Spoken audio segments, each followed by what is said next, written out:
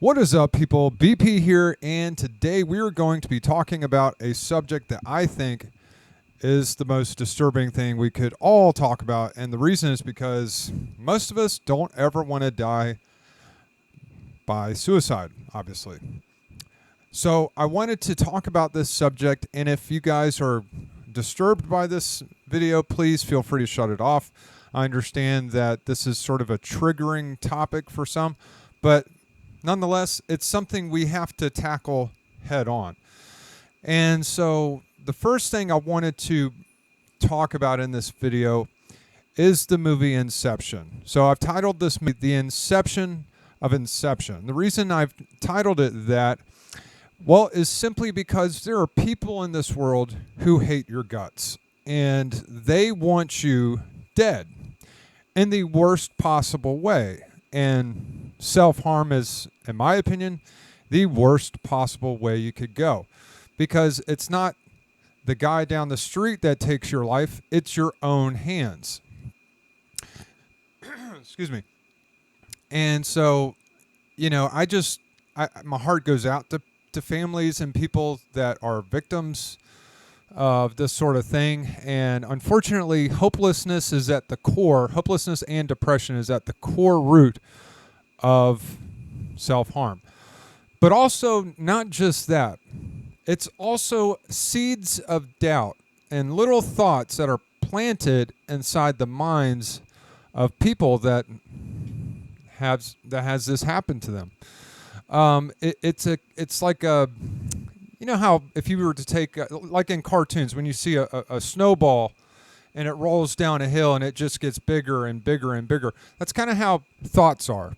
If you let thoughts fester from a small, tiny little seed, it will just roll downhill in your brain and get bigger and bigger and bigger until finally it consumes your entire way of thinking. And most of the time when people are thinking about this sort of stuff, self-harm, they allow thoughts to rule their mind that are not true. I'm worthless. The world would be better off without me. I'm a failure, blah, blah, blah, blah, blah. So it's a very distorted view on life. And also, it basically it all goes back to a person's way of thinking. And so I wanted to make this video to bring awareness to people, to say, hey, if you're having these troublesome thoughts, you're not alone. We all have them. We all deal with this problem. And the only way to survive this sort of thing, and I'm not just speaking to you, I'm speaking to myself as well, because as a man, men have the highest death rate out of women, and men as a gender have the highest death rate of self-harm. So women do suffer with depression and so on, but they tend to reach out to people, to their social circles, and they get the help that they need, whereas men, we tend to just kind of bear it alone. So that's why people say, well, I never knew he was going through anything or having these thoughts. It was just a total surprise. Okay, so just to piggyback off of what I was talking about with the differences between men and women, this article here from theguardian.com titled Suicide in Silence, Why Depressed Men Are Dying for Somebody to Talk to.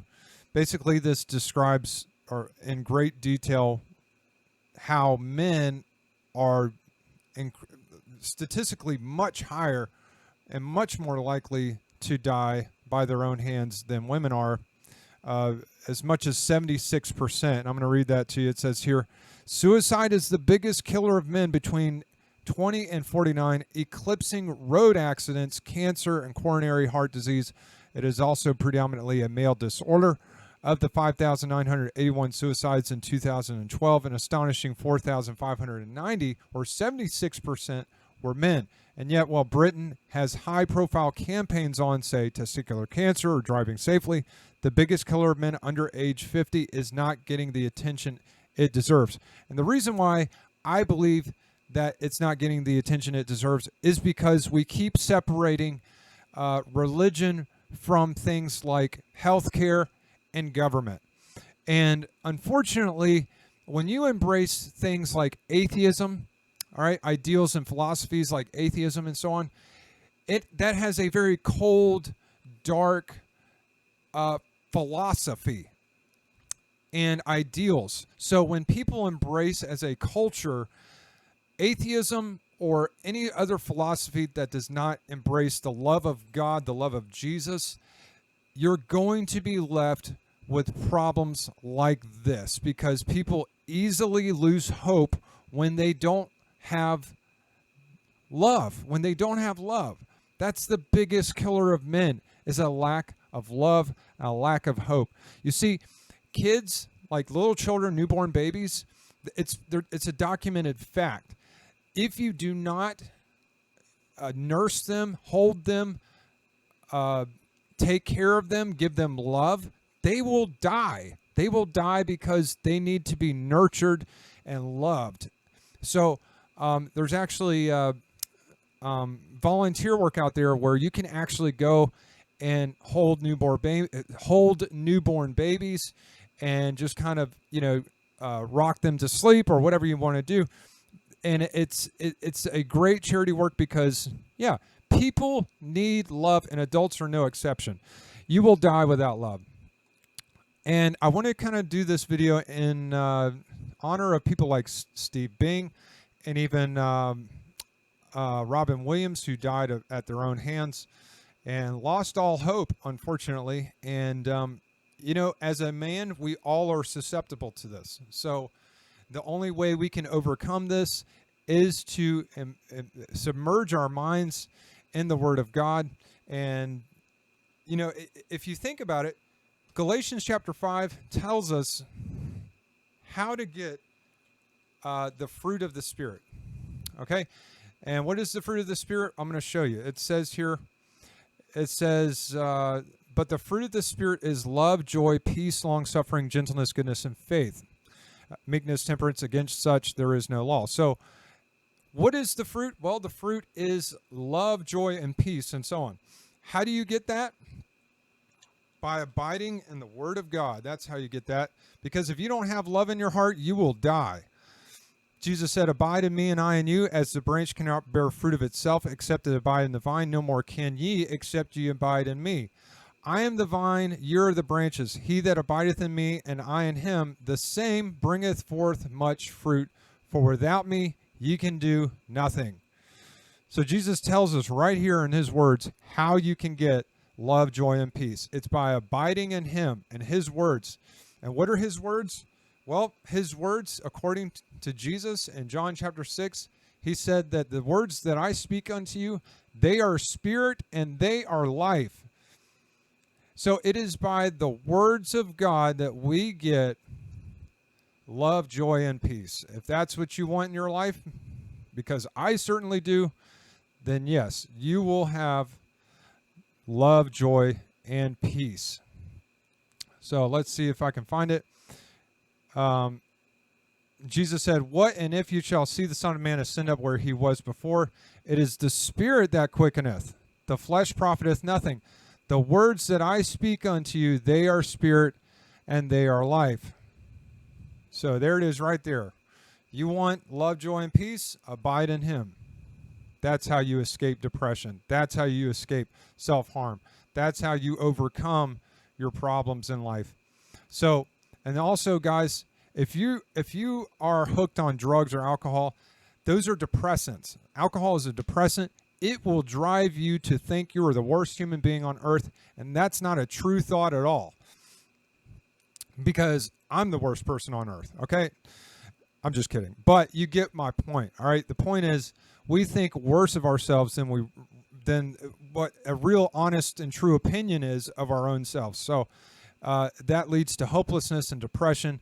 And yeah, so I want to get back to this video. I just wanted to kind of piggyback off of what I was saying about men having a higher death rate with self-harm.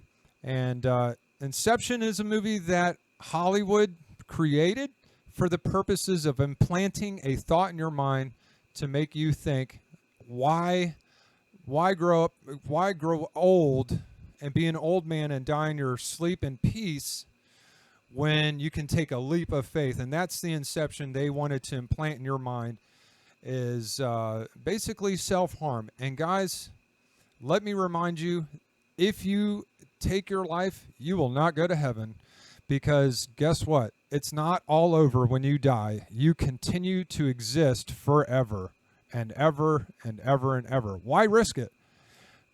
Why risk it? Okay, now back to the video. Well, that's because as a gender, men typically will carry on the weight of the world and won't let anyone know that they're going through suffering. So if you're going through suffering, please call a suicide hotline.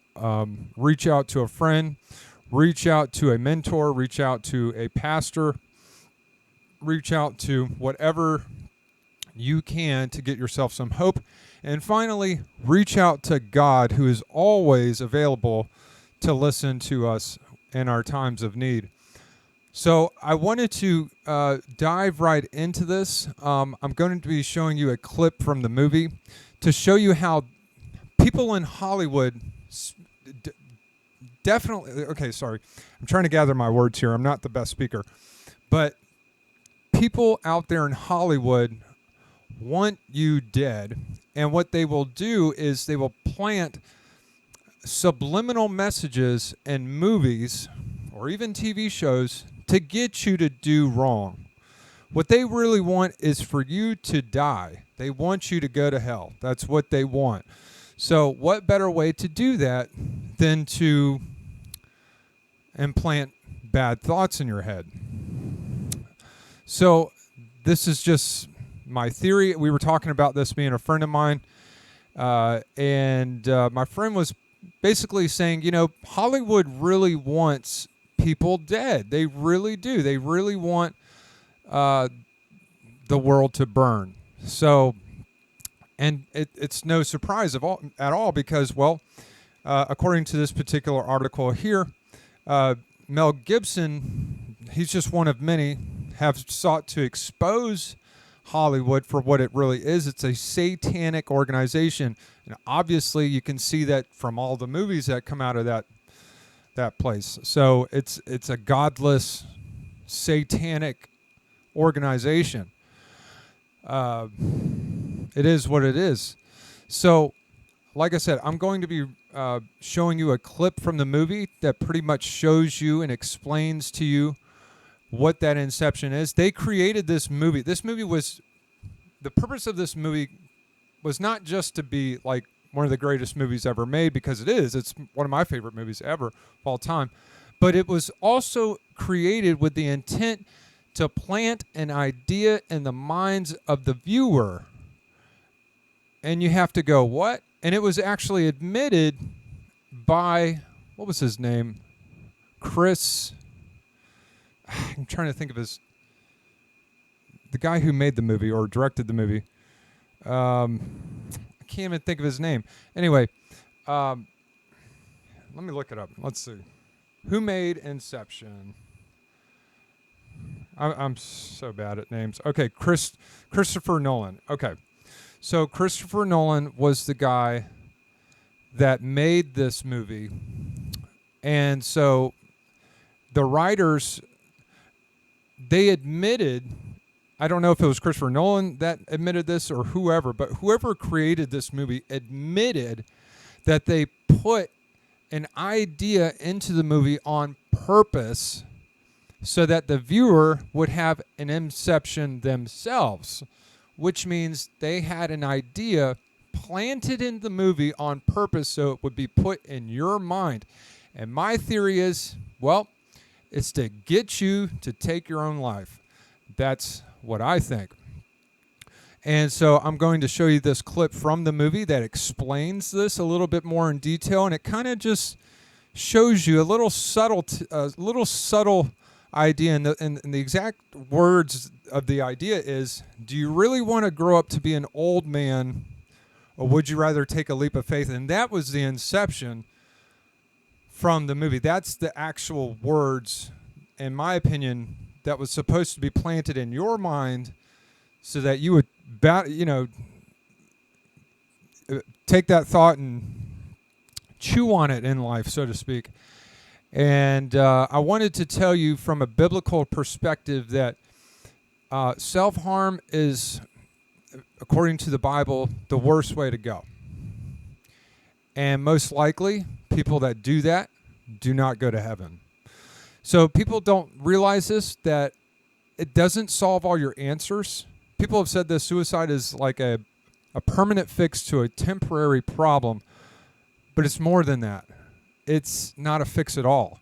You see, your existence continues on after death. You don't just cease to exist upon death. You continue to exist forever, somewhere. And you don't want it to be in a dark place like hell. So yes, you should grow up to be an old man, even if you do die alone. You're just waiting. Picture it like a waiting room. You're waiting. Let's say you're in a waiting room to see the doctor, right? You're just in the waiting room. This is life. Life is the waiting room. The doctor is God. So you're just in the waiting room waiting to see the physician. You understand? So beyond death is God. So why would you try to do that early, break God's law, and possibly risk your soul of eternal damnation? You don't want to do that. So I wanted to read this quick article first, and then I'm going to show you the clip from the movie. It says, according to Mel Gibson, Hollywood is an institutionalized pedophile ring. But for some children, it is but a stepping stone to be drawn fully into satanic covens where they are sacrificed. This is where many of the missing children have disappeared to. Speaking of secret society elites, Gibson said, these people have their own religious and spiritual teachings in their own social and moral frameworks. They have their sacred texts. They are sick, believe me. And they couldn't be more at odds with what America stands for. As a devout Catholic, Gibson acknowledged the basic good in man, saying, quote, there is a creative and loving force inside most of us that guides us through life. But went on to say, these people don't have this. He said Hollywood does not have this loving force inside of them. For them, it's the opposite. He described Hollywood elites as barbarians that, quote, thrive on pain, trauma, stress, abuse, and suffering. He said they eat human flesh with the belief that this gives them life force, adding that if the child was suffering in body and psyche before it died, they believe this gives them extra life force. So basically this article goes on to explain that Mel Gibson was trying to expose Hollywood for the snakes that they are, for the Satanists that they are, and so on. And so they don't want you to be a prosperous, thriving Christian. They want you to be at the end of a rope, is really what they want. So don't think for a moment that you can just watch Hollywood movies and not be affected. So just beware. And I kind of want to do this in honor of Steve Bing, who died last year during 2020. Basically, he jumped off the top of his building and ended his life, unfortunately, because, well, he was broke and lonely, according to some sources. So, but yeah, basically that's it from me. I don't want to take up any more of your time. I want to show you the clip, and then you guys can make your own judgment call from there. So I hope you guys enjoyed this video. Thanks for watching, and if you like this, leave a comment below and let me know what you think, or if you have a story you'd like to share, love to hear about it. Thanks. Where are you gonna go? Buenos Aires. I can lie low there, maybe sniff out a job when things quiet down. You? Stateside. Send my regards.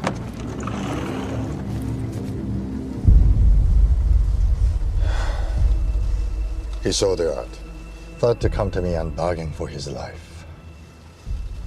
So I offer you the satisfaction. It's not the way I deal with things.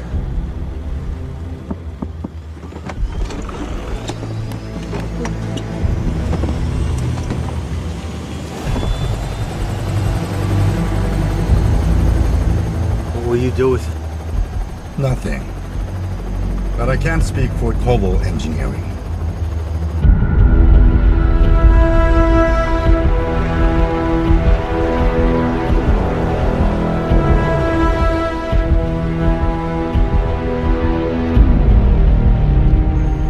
What do you want from us? Inception. Is it possible? Of course not. If you can steal an idea from someone's mind, why can't you plant one there instead? Okay. Here's me planting an idea in your head. I say to you, don't think about elephants. What are you thinking about? Elephants. Right, but it's not your idea because you know I gave it to you. The subject's mind can always trace the genesis of the idea. True inspiration's impossible to fake. It's not true.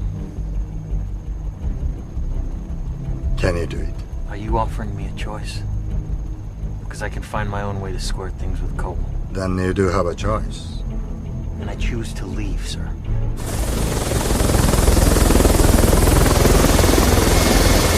Tell the crew where I want to go.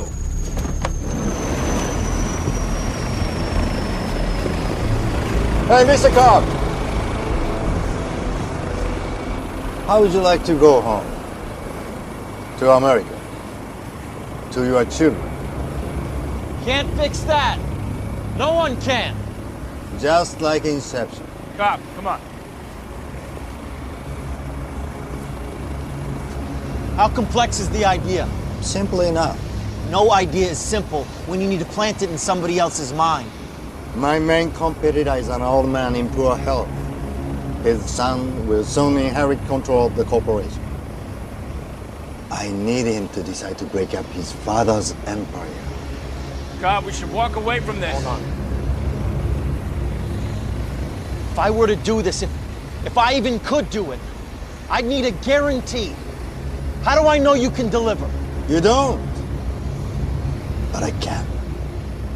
So, do you want to take a leap of faith? Or become an old man, filled with regret, waiting to die alone? Assemble your team, Mr. Cobb, and choose your people more wisely.